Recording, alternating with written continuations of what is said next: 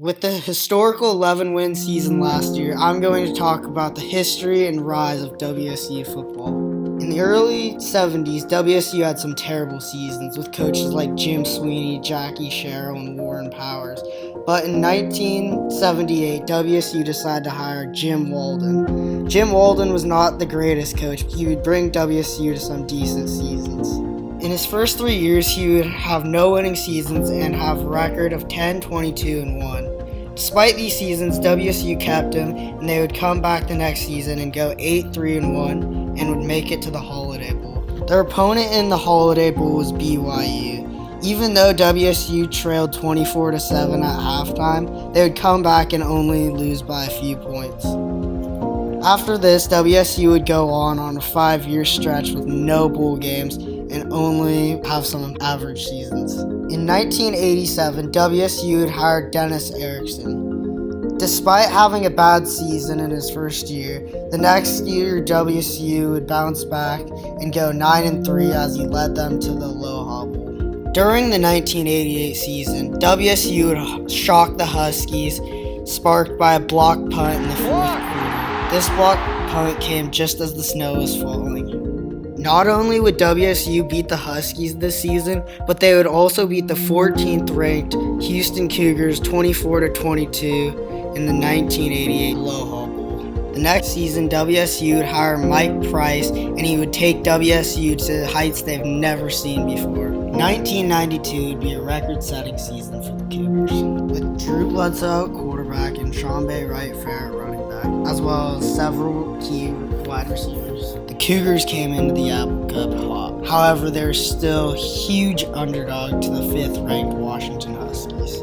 What the Huskies saw when they got off the bus that day, no one expected. Waiting for them on the Palouse was a huge blizzard. This blizzard came with heavy snow and 35-mile-an-hour winds. From the opening kickoff, the Cougars dominated the line of scrimmage.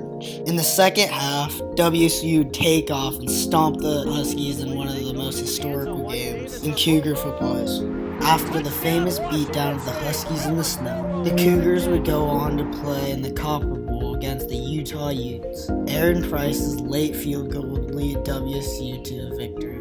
2 years later, WSU would come back to a bowl game, winning the Alamo Bowl.